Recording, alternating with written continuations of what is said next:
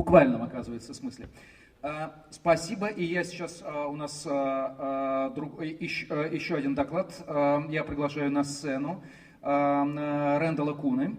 Тема выступления «Инженерный вызов. Как сделать наш разум субстрат независимым через эмуляцию мозга уже в течение нашей жизни».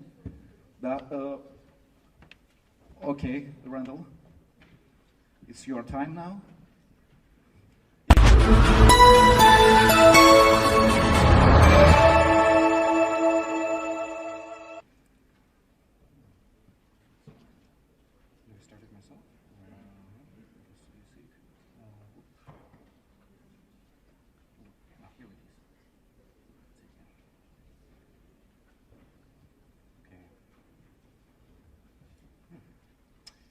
Hi. So, yeah, my name is Randal Koene, and part of my work, part of the job that I do, is that I work with a company called Halcyon Molecular to build basically the world's most accurate and long read length genome sequencing, which is something that we need people with that have lots of different skills. And my background, for example, is physics and electrical engineering, information theory, computational neuroscience, and neural engineering. But in addition to that, what I do is I am the founder and organizer of a sim group, which I'll explain in a second, called Carbon Copies. What I'm going to try to explain today is what that group does, which is to bring together the experts and projects needed to do something called substrate-independent mines. And I want to tell you what that is, and why it's important, and how it can be done. Specifically, I want to talk to you about how feasible it is. So, in groups like this, we often talk about things like life extension or life expansion, augmentation, matters like that. And when we do, I think it's important to try to consider what the objective really is. What is it that we're trying to do? What I mean is, what are we trying to extend or augment? And so I want to take a little step back and think, what are we? What are you? If you look at these slides, you can see in the background a lot of different experiences a person can have. So experiences are a part of you. Another part of you is your body. It's the senses that you have. It's the actions that you can take. And then on the right, you see all these different expressions. I'm trying to represent the idea that each one of us has unique characteristic responses to things. So if you put us in the same situation, with the same input, a different individual reacts slightly differently. There are unique responses that we have. So where does all of this actually take place? Now, all of it takes place in the mind. That's where we do all of this stuff. Really, I can't even touch anything in the universe. That's how unreal that is. Imagine that I'm trying to touch this table. If you think about the atoms in my finger and the atoms in the table, the protons and neutrons in there, they never actually collide. It's mostly space. There's some forces there. There's electrical activity that goes up my arm, ends up in the brain, and then I don't notice anything. I don't realize that until something's being processed. So, when we talk about things like life extension, what we really mean is that we're trying to safeguard those processes, that being, that experience of being that's going on inside our minds. And there are really two different ways that you can do it. One is that you can say, we know that right now all of this processing is taking place in the brain. So what you need to do is you need to maintain the brain. You need to make sure it keeps functioning well. You need to keep the body functioning well so that it keeps the brain going. And you need to make sure that your environment stays okay because the body depends on that environment. It's not built for every possible environment. Imagine if we suddenly lost the atmosphere. Well, this body would die and the brain would go and everything would stop. But we also just said that what we're really talking about is the processes going on in the mind. That's the experience of being. So the alternative is that you could address that directly. Do what you would do if you were treating it like a valuable piece of information or valuable program. What would you do with a valuable program? The first thing you would do is that you would make a backup. You would archive something. The next thing that you might want to do is that you want to be able to fix errors if they're there, or you may want to be able to upgrade it to run on the next best hardware. So you want access to the code. That's really what I'm talking about is about. Substrate-independent minds is about data acquisition. It's about access. The notion being that right now, these processes in my mind are running on a kind of substrate. But if they can run on many different kinds of substrates, then we call it substrate independent. If by analogy, think of computer programs that are platform independent code. They can run on different kinds of platforms. Which of these two strategies is better? Well, I think they're both valuable, and they should be looked at very concretely. If you're thinking, where would I put resources, where would I put effort, what can we achieve within our lifetimes, then you need to look very concretely at the plans that are there. So that's what I hope to do today. But before I rush into that, just a quick 2 terms. What you hear a lot of people talking about in some communities when they talk about technologies like this is the term mind uploading.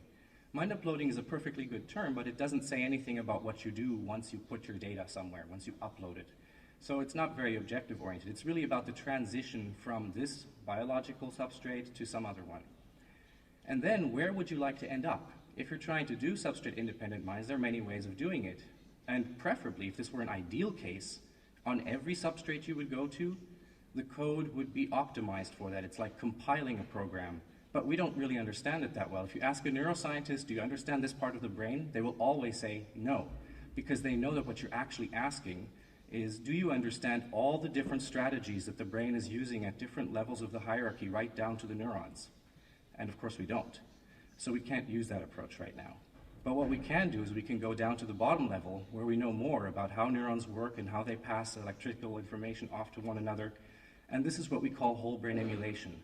The idea that you can emulate the neuroanatomy and the neurophysiology at that level. Okay. Oh, how did I do that? Okay, let's get back down here.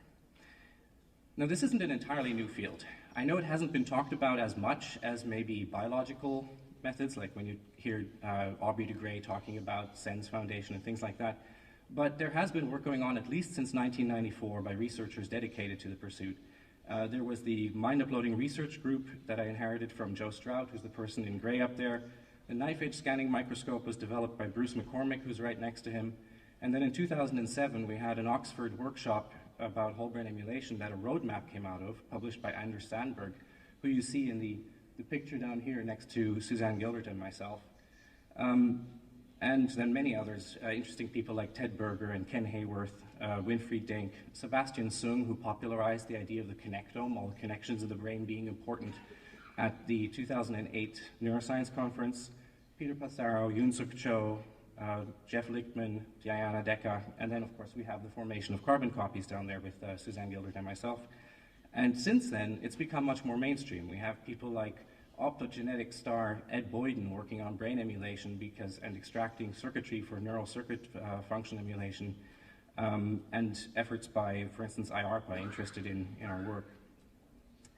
Now, if you want to do substrate-independent mines, there are different routes you can take, and I'm only going to talk about one today. Another really interesting one, besides the whole brain emulation route, is the brain-computer interfaces route, but it has a lot of other driving factors behind it because it has a lot of commercial potential at every stage. So it was so important that I thought this year, in 2012, we'll just do a whole separate workshop on that. So I'm leaving that for then. Now, if you're going to try to do something like whole brain emulation, then you need to make representations of things. And every time you make a model or a representation, you need to choose a resolution, some level at which you're going to describe the elements and describe what they do. That means you need to characterize them.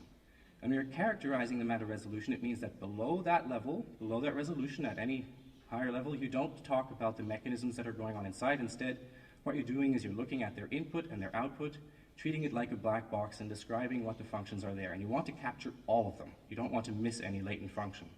And in these boxes here are just some examples. In the top, you see how Wu et al. Did that for sensory neurons.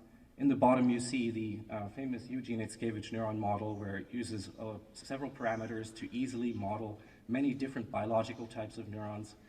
And on the right is some work of my own, where I focused mostly on the currency of the brain, which is the spikes in the system. After all, when a neuron spikes, and the exact timing of that spike is both what determines where memories are laid down, so what things are remembered, as well as which muscles are activated, so how we can interact with the environment around us even just by speaking. So these are important issues if you want to model something correctly. Then above that level, the important thing is to capture emergent properties. So you have these elements, you characterize them, and what you need to do is you need to understand how they all work together, because this gives you emergent function. And a good way to find out what they're doing together is if first of all you know how they're connected. That's why extracting the human connectome, all the connections in the brain, is really important. Now, you can do this black box selection, which level you want to work at, in many different ways. And in SIM, this happens depending on the route people choose. There's a route called loosely coupled offloading, or at least that's what we call it generally speaking, where the entire body or person is considered a black box. And what you're trying to do is model their behavior, model how they act, so that you could basically make a simulacrum of them and say, this is that person. What it needs is you need video recordings, audio recordings, self-report, maybe an AI that learns how to interpret what you're doing. This is very similar to a method called the Bainbridge-Rothblatt model that is used for trying to create what they call an upload. Now, there are differing opinions about that. There's also, at the next level, you can take the entire brain or parts of the brain as the black box. This happens, for example, when you have a cognitive architecture that you find an interesting or correct architecture for the human brain, and you say, this area does that, that area does that, that area does that, and you want to model how each one of them works and maybe personalize it so that it seems like one specific person. But then, at the next level, this is where it gets really interesting, you can take either neurons or parts of neurons, like the morphology of neurons, as the black boxes. And this is what's done in computational neuroscience and neuroinformatics. And it's the level that I'm going to be talking about because it's the one that's the most concrete and most usable right now for whole brain emulation. They're also interesting for brain-computer interfaces, of course. Now, if you're going to do whole brain emulation and you look at it as a strategy, as a roadmap, there are really four big requirements, four things that you need to do. One of them, you choose your resolution and scope, as I just said. You need to validate that. You need to do some tests on that. I know a few people who are, and it's very interesting work. You also need to extract that connectome, the structural connectome. Where are the things connected, as I was just saying? And because you need to characterize all of those elements that you chose at that bottom resolution throughout that connectome, basically you need to get a functional connectome. And finally, because you want to re-implement this, you need some sort of platform that can emulate. Okay, just a quick word on function and structure. That's something that often gets brought up about neural networks, and it's made to look rather mystical, but of course, function and structure and their interaction happens in every kind of system that we have. If you think, for example, about a computer chip, it's full of transistors. Those are the basic elements, and then they're arranged in a certain structure. Now, if we're looking at scope and resolution, then there are sometimes shortcuts that we like to try to take because it's a very difficult problem. So there are two different kinds of shortcuts that have been contemplated. One of them is look only at the function. Take neurons, record from the neurons, and if you record from many neurons at the same time, then instead of looking at how they're connected by actually looking at those connections, you can derive connectivity because you see how they interact.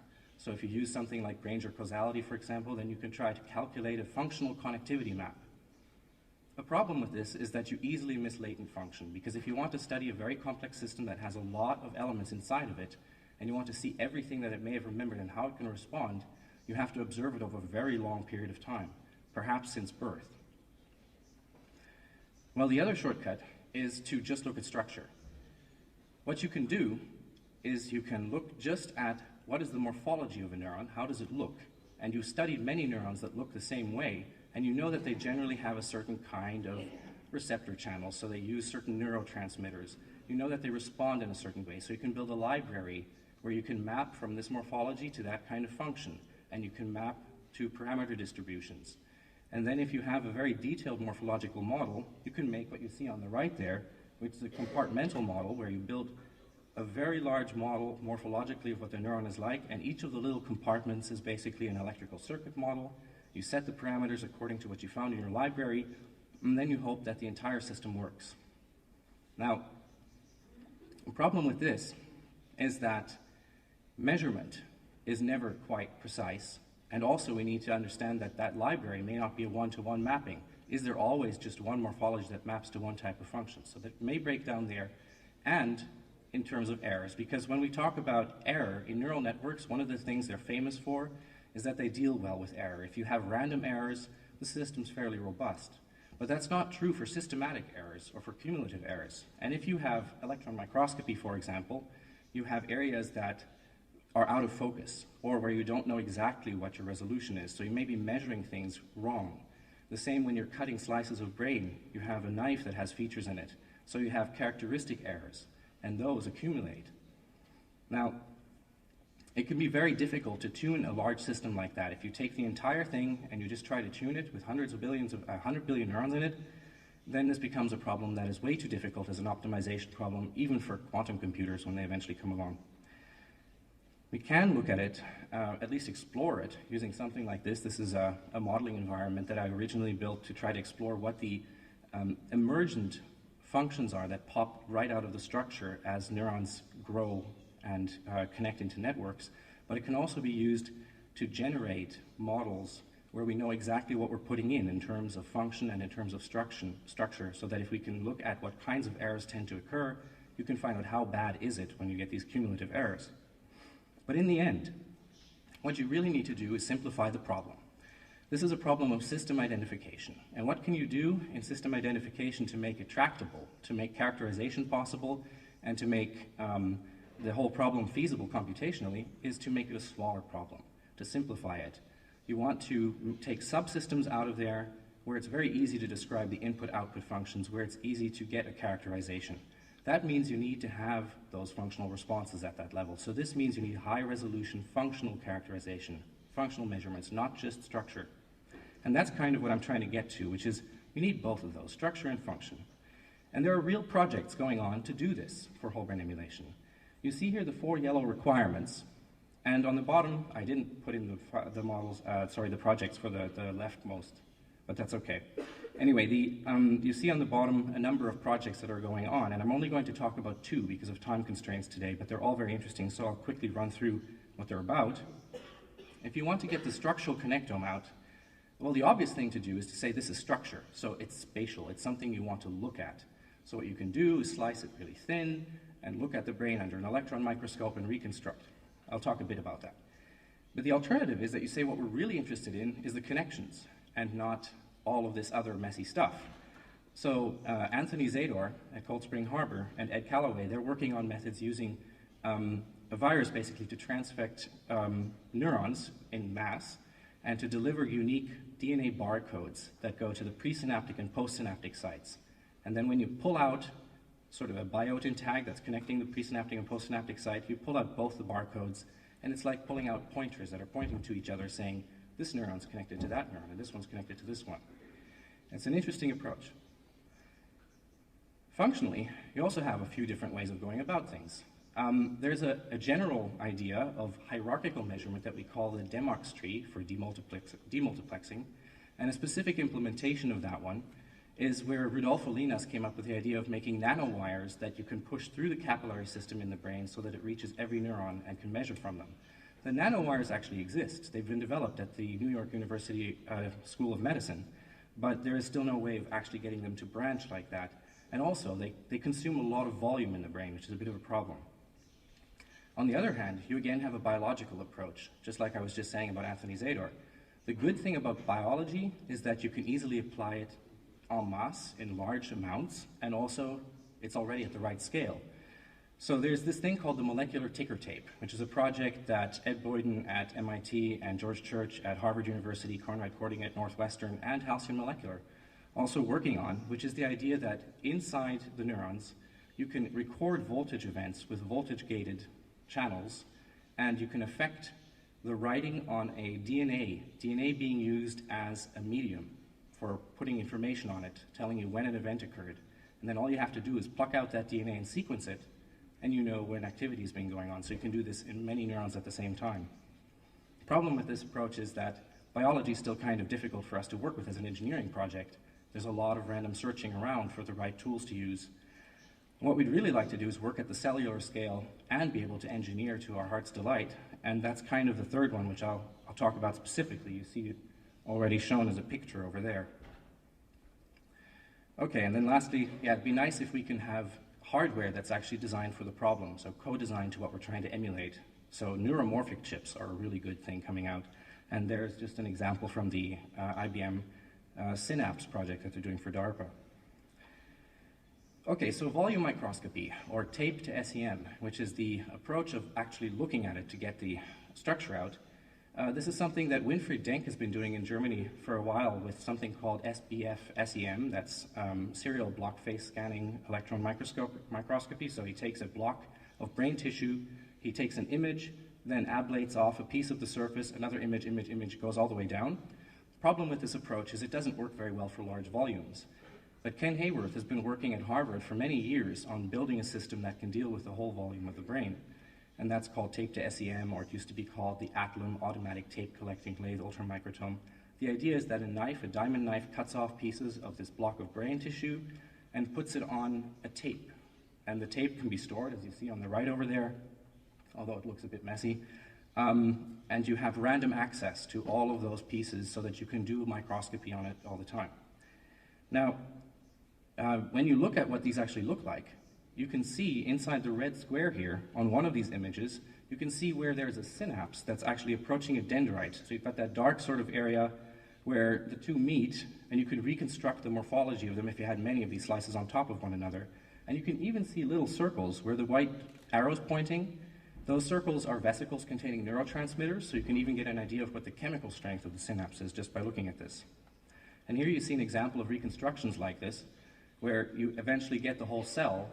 And with the help of Winfried Denk, Brigman et al. And Bock et al., they recently published 2 papers in Nature in 2011, in which they explored this method. And Brigman et al. Worked in the retina, Bock et al. Worked in visual cortex, in the visual system. And what they did is that, well, for example, Brigman, he first looked at the retinal cells functionally, observing how they operate, which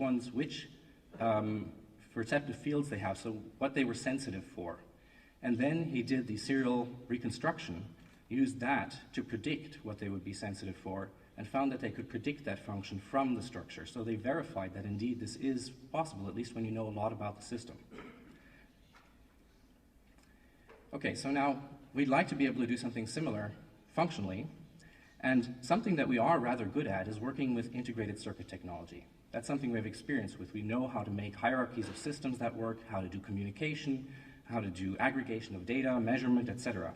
When you actually look at what's possible right now with the resolution that's available in integrated circuit technology, if you want to get down to the cellular level and you make a circuit that's at the size of a red blood cell, so 8 micron, you can build something that can be powered, for example, by distributed infrared radiation. Infrared radiation at wavelengths between 800 and 1,000 nanometers is in what we call a transparency window for tissue, so it doesn't get absorbed by the tissue. So you could use that for communication as well as power. Also, if you want to do passive communication, it's like RFID, RFID tags that work with wireless frequencies. If you want to do this in tissue, again, you can go to infrared. And Yale McGuire at MIT is doing that specifically for these kinds of ICs that they want to use inside the body. So we've got both communication and power, and you can stuff about 2,300 transistors on something this size. That's the same number of transistors as in the original Intel 4004 CPU. And if you looked at today's technology, actually you can make that 4 times as much. So you can put as many transistors on there as were in the guidance system of the original cruise missiles. Now, you also need to make this work in the body, so it needs to be biocompatible. The easiest thing is you just stuff it in a little blob of silicon. But you could also encase it, for example, in artificial red blood cell, which is basically a protein shell that's been constructed, which can be functionalized so that you can use it in many different ways. But again, this isn't exactly everything we want. These hubs, they're complex, they can do data aggregation, they can do those sorts of tasks, but they're still fairly large. They work inside the vasculature, which leads to every neuron, but we'd really like to work outside the vasculature in the interstitial spaces between cells as well. For that, you need something smaller. But this is where it's nice that in integrated circuits, we can easily make these kinds of hierarchical systems, or teams. So you can make, for instance, 2 micron large ones, which have less transistor surface, but just enough intelligence to be able to do something simple, like sensing or stimulating when required, as long as they're in contact with such a hub. And Randal, terribly sorry, but let me remind you about time. Yes. Yeah, horribly over time. I will hurry through the end. Yeah, okay, thanks. What you end up with is a cloud of computation, basically, that you can use in the brain concurrently with its activity in vivo. And the nice thing about this, because it doesn't have all those long wires, but instead it's just nodes, is that even if you had one of those little chips for each one of the neurons in the brain, it only takes up about 1 cubic centimeter of space, which is about 1/1700th of the size of the brain. I'll just skip that one. Anyway, so computational demands, I'm not going to go into the details of this, but if you calculate how much energy the brain uses and how much it takes for one action potential and how many action potentials occur typically, we can calculate that if you had to translate this to the model with the many components, the compartmental model I was doing for the whole brain emulation, so if you had 10,000 compartments for it, you would need about 1.2 exaflops to be able to do the computations. That sounds a lot right now, but for instance, the Indian government has already just put $2 billion down for building a computer that will run at 132 exaflops in 2017. So that would be fast enough for 100 of those whole brain emulations at the same time. And the price is quickly dropping for this. What I'm trying to say, really, the whole crux of the message is that these are very concrete requirements and projects. The volume microscopy exists and just needs to be scaled up. Molecular ticker tape is coming out in 3, 6, maybe 18 months, depending on whether we're talking prototype or real system, and the chips will also be made eventually. This is just an example showing you real work that's been going on. So for example, on the right-hand side up there, those are chips that have been integrated inside cells and that were functioning while the cells were still alive. Okay, I'll skip that one. And I just wanted to compare quickly, how does this compare with the biological approach if you look at maintenance? On the left, we see what we call the diagram, basically, of all the places where we break down in aging, all the places in the biological system where breakdown happens. This was made by John Ferber. The problem with that is that all of these different connections you see here, they all require different projects to solve them. It's not like you can just have one engineered solution for all of them. So it's a really big problem. And on the right, when you look at the data acquisition approach, well, it's quite a bit more direct and simpler. I'm going to skip all this stuff and just say that, So what we do at Carbon Copies about this is that at the same time we're looking at the big picture, because it's very important to be able to look outside of the box and look at different approaches that are possible. That's how we come across these kinds of projects, how we figure out how to put them together, how to get people working together and talking to each other. But also at this time, because it really is something that's concrete and feasible, it's very important that when we talk about solutions, we need to get down to the details, like what I'm showing you here in that corner on the right. We really need to design and engineer the systems. It's time to do that. And often when you hear people talking, well, it would be really cool to do this, cool to do that, that's nice, but we need actual projects going forward. So thank you very much for listening to me. Thank you, Randal. Thanks.